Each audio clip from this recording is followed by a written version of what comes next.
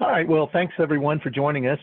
Today we're joined by Nick Woodward, who is our senior online strategist. We also have our senior business development director for the West, David Kramer, and me, Sean McCoy. I'm the national business development director.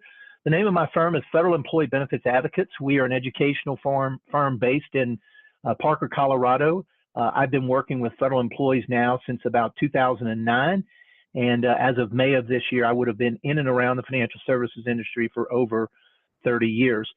This presentation on divorce has come up as a result of, over the last, 9 years working with federal employees, there's been a lot of questions that have come up from both federal employees and financial advisors. So I started this process probably a little bit more than a year ago to begin putting together a divorce seminar. I went through some extensive research online, consulted and contracted with some experts in the field, and came up with this divorce seminar. And what it's designed to do is it's designed to be a seminar delivered to federal employees off federal property. So the objective of this would be to set up a seminar offsite geared towards federal employees and to help them to understand the divorce. I've even had some advisors who've discussed the possibility of using this as a way to present materials to attorneys for the possibility of using attorneys as a referral basis. So divorce and its effect on federal employees and the things that you need to know about that. Nick, seems like we're getting a little background noise from someone. So benefits, there's benefits that can be affected by court orders and benefits that cannot. So benefits that can be affected by court orders are the FERS and the SERS retirement programs, as well as the special retirement supplement. They also can divide a refund of the SERS or FERS employee contributions if the employee does separate prior to earning a pension.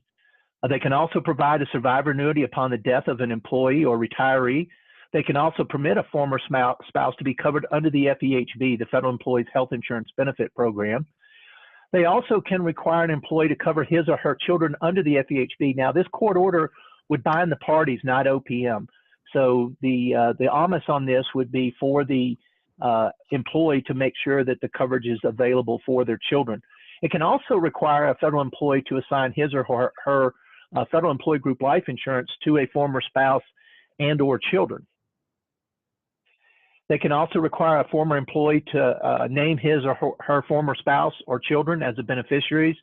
Another thing that's also permissible to do is they can garnish federal employees' wages while they're employed for alimony, child support, or for cases involving child abuse, as well as garnish them during the retirement benefits. Now, there are some orders that cannot be affected by court orders. One of those would be you cannot make a former spouse eligible for the federal employee dental and vision plan. You cannot make an agency or retirement system to enroll an employee or annuitant into the VIP system for children. It also can not make a federal employee's former spouse qualified for the federal long-term care plan. So the big question is why federal employees are different, and this is where kind of the rubber meets the road. Normally, employees covered in the private sector. Nick, we're getting a little bit more feedback again, buddy. Yeah, somebody keeps unmuting themselves, so everybody can just yeah. So the Federal Employee Retirement Security Act, the ERISA Act of 1974, this applies to virtually all private sector plans and governs what can and cannot occur with a private sector employee's benefits. Now, orders to divide ERISA plans are generally governed by what's called a QDRO, Qualified Domestic Relations Order. And essentially what it does is it takes the language from the divorce decree and puts it into a language that the plan administrators can utilize and interpret as far as dividing the assets. Now, unlike the private pension plans, the Civil Service Retirement System and the Federal Employee Retirement System are governed by a separate set of federal laws and regulations. FERS and SERS are not covered by ERISA. If you have someone who is a CSRS or a FERS that gets divorced, instead of submitting what's called the QDRO, the Qualified Domestic Relations Order, they submit what's called a court order acceptable for processing, otherwise known as a COAP, C-O-A-P. Now, this COAP takes the language from the divorce decree and puts it into a very specialized format for OPM, the Office of Personnel Management, to interpret exactly what the divorce decree has said. Now, it's very important that if you do work with a federal employee and they are divorced, that this decree must be submitted prior to retirement, typically as soon as the divorce has occurred, and in fact must be accepted to or accepted by OPM in order for it to be valid. If the employee fails to do that, there are some pretty serious consequences in terms of processing the application for retirement. It will delay that dramatically. It'll also require that when the employee does retire, they will submit the copies of the divorce decree along with the COAP that should match up with the existing COAP that they have on file. Now, court order is acceptable for processing means that it can meet the regulatory requirements to affect an employee's annuity, refund of an employee contribution, or award a former spouse a survivor annuity. Now, to affect an employee's annuity or refund of retirement contributions, the court order must specifically specify whether it's a CSRS or a FERS benefit. It must expressly state that the former spouse is entitled to a portion of the employee annuity or refund, and expressly direct OPM to pay the former spouse directly, or they can be silent on the payer. So it is important when this process is put in place that there are a number of items that the attorneys are going to want to include in the documents. For example, one of the things would be they would want them to freeze the salary at the time of divorce. They would also want to make sure expressly that they address any potential refunds of money. And this comes into play because recently OPM decided that they were going to go back retroactively and have any of the employees covered under the Federal Employee Retirement System requiring them to split the special retirement supplement. Well, this has caused a large amount of angst in that certain federal employees got letters indicating that they owed thousands and thousands of dollars to a former spouse. Well, since then, the Inspector General has come in and said that OPM acted out of their capacity in order to do that, and thus trying to go back and undo what had already been done. So it is important, and that's just an example of how you want to make sure that these COAPs are structured properly.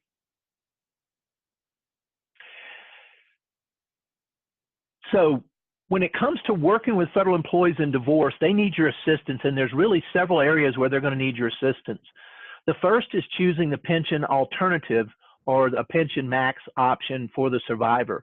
And what I mean by that is that oftentimes the surviving spouse will be entitled to a retirement benefit. But if there's a former spouse, the former spouse takes precedence. And the cost of that can be very prohibitive, because what happens is the first spouse, the former spouse, takes precedent, which means that they go under the regular FERS reduction, in this case, typically a 10% reduction. Then the second spouse, if there is a second spouse, they go under what's called the insurable interest clause, which is based upon the difference in their age. So any time that they're 5 years or more younger than the federal employee, it's an additional 5%.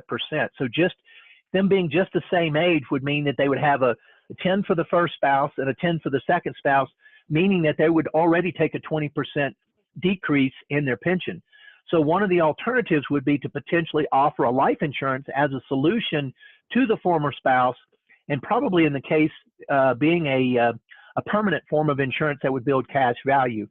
So that is one of the areas that can be very costly, and in most cases, most attorneys are not familiar with how the division of the assets go, and thus making it very expensive for the employee in the future if they choose to remarry. The other thing that comes into play is for those employees with less than 10 years of service. Again, if they have less than 10 years of service, there is no pension benefit. And so the former spouse may choose to set up a survivor benefit in the form of life insurance until a pension has been earned, or it may be used to protect the employee if they have custody of the children, to make sure that they have coverage and survivor benefits for the children. Another area is in the area of the thrift savings plan, again, determining the split of the TSP funds and any potential distribution needs of former spouses.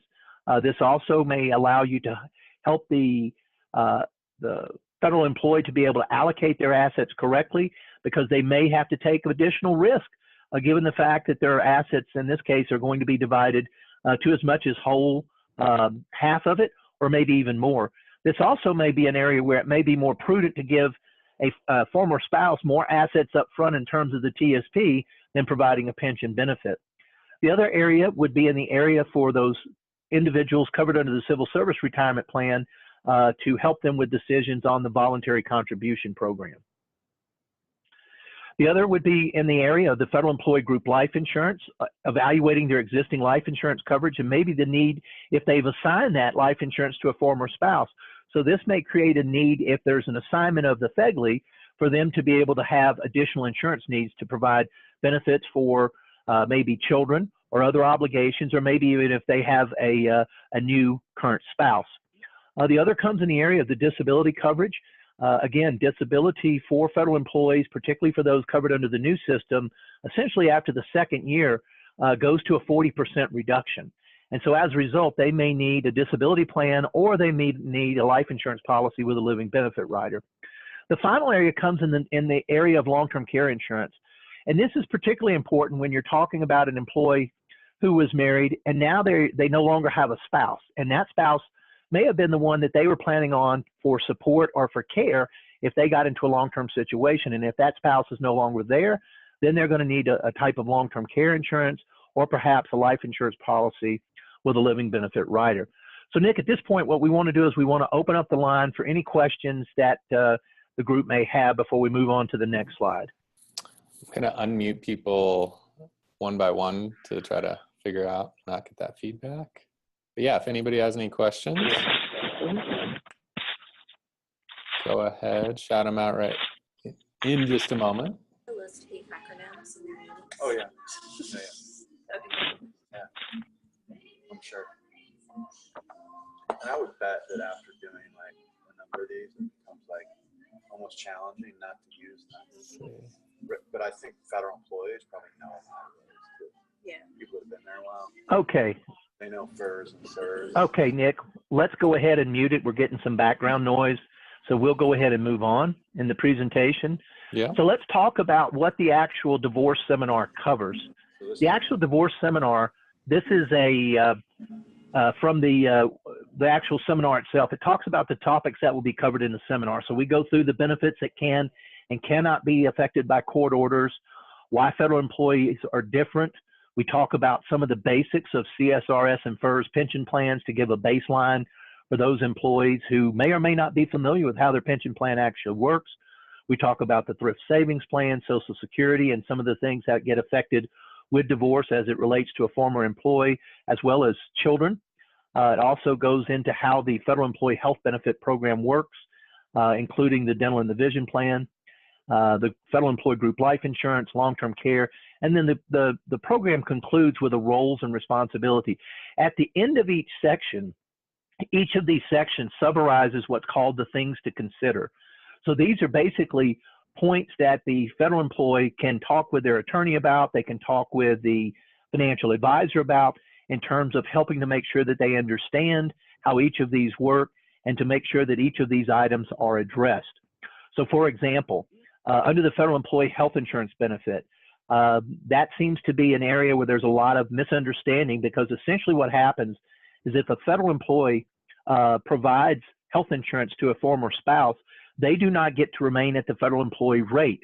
They actually get to be covered at the what's called the TCC rate, the temporary continuous coverage, which is like COBRA in the private sector, which means they have to pay the employer and the employee costs plus a 2% administration fee, meaning that it could be very, very expensive for the former spouse to be covered, and that may not be the best alternative.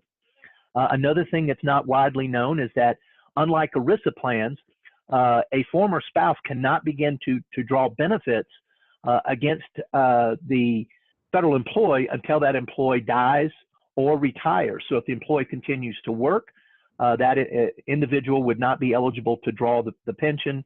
The other thing is if that former spouse remarries prior to 55, it also negates the mandated court order benefits to provide a pension. So those are just some of the things that are brought out in the particular seminar. Now, the way that this seminar is designed is it's designed to be what's called a seminar in the box. So essentially what you're going to be receiving would be different tools that you could share with attorneys to help them in the drafting of the court order acceptable for processing. There's also a pre-seminar and a post-seminar worksheet so that you can plan your seminar out to make sure that you have all the logistics in place. You also have evaluation forms that will come in the workbooks, and those are resources that will be a part of the actual workbooks that would be ordered. So these are the some of the slides that come from the presentation. Not only do they include a slide and a space for notes, but they're in most cases blown up nice and big where the federal employee and the participants can read them. Now these are shown in color. The booklets will come printed on with a color cover, and then the slides inside will be black and white. In addition to that, as I said, what will come with this program is a checklist that will go in the back of the book, and these are things to consider. So these are items that the federal employee can sit down with their attorney and with their financial advisor to go through and look at the various items that they want to consider and determine what are the appropriate actions. And so there's things to consider for each of the sections that are covered in the seminar. Also, what comes with the seminar is an invitation. So this is an invitation that would be sent out to the federal employee themselves, or could be sent to an agency, a point of contact, so that they could disseminate them out to the federal employees. And this comes as a part of the seminar in the box with the divorce program as well. There's also some additional materials that are available. The workbooks that would be ordered from Federal Employee Benefits Advocates. These programs come in 2.5 and 4 hour sessions, so depending on the level of detail. There's also some additional postcards that can be purchased if you want to send these directly to the federal employees. So there's different also emails as well as letter samples that will be included with this material when you order it. So this is a complete presentation. It gives you all the communication materials. Some of that is free material that comes as a part of the seminar. Some of this is materials that can be purchased, such as the postcards and other items. You get the actual workbooks that can be ordered for the programs, and then you also have the reports and things that are used to be follow-up with the federal employees after the program. So the cost of the program, the licensing fee, this is a single license user. It's $2,500 for the first year, and then there's a renewal on this of $500 per year. As I mentioned earlier, these come in 2.5 and 4 hour courses, and then the workbooks for the classes are $5 for the 2.5 hour version and $8 for the 4 hour version. And these are all available through our website. Now, as a follow-up email, you'll receive from this program some information taking you to the e-commerce site for Federal Employee Benefits Advocates. You'll also see when you're directed to this site that there's other seminar materials that we have available. For those of you that are not familiar with our program, we also have other briefings that are available for both CSRS and FERS. They come in full and half-day versions. We also have a financial literacy program that is essentially could be used for anyone in the country. It's not just germane to federal employees.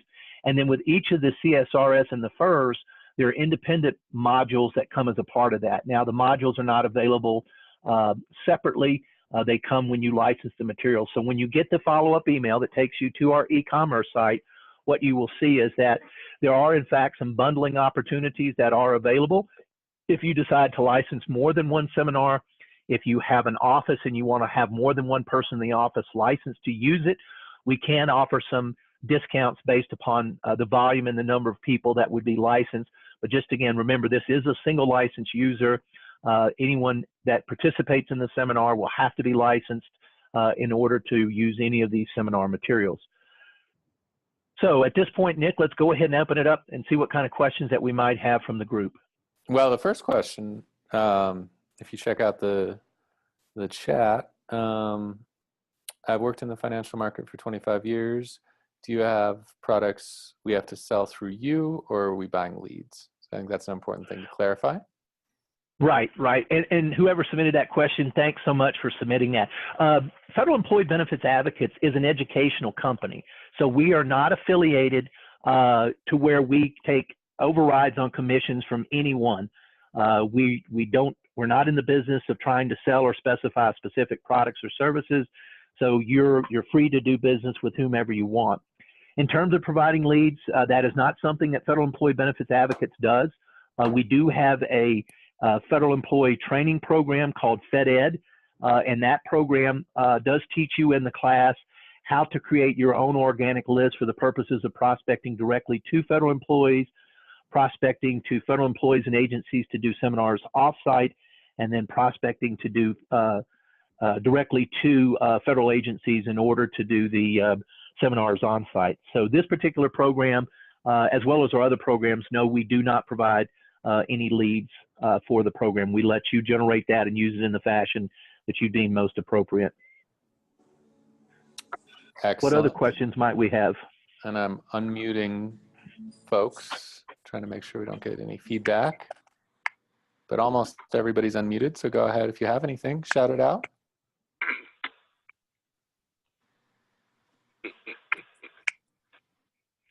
Well, I think with that, Sean, I think we might be good to go for today. All right. Hold on. Well, again, Hold on. We got okay. one more chat, it looks like.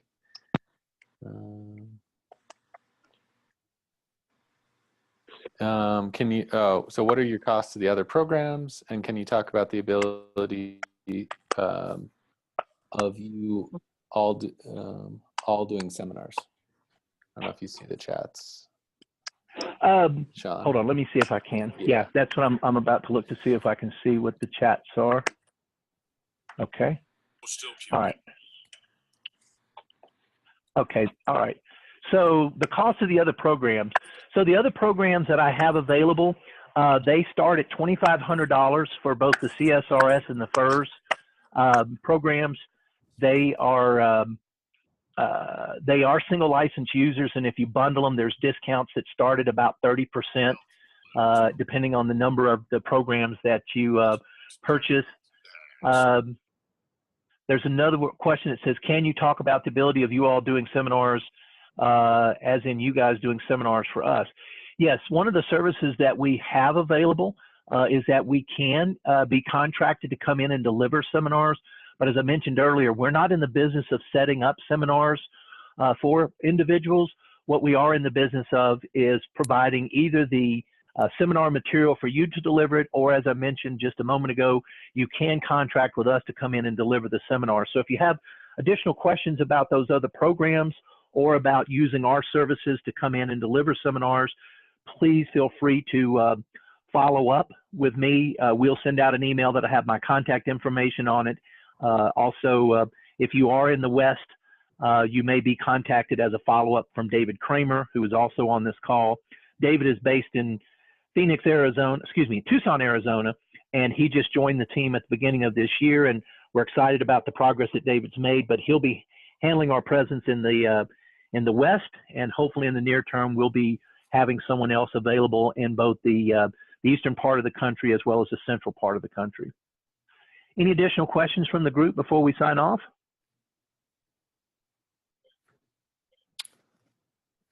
I did mute some people, but some of them are still unmuted. So I think we might be good, Sean. Okay. Oh, Well, did somebody?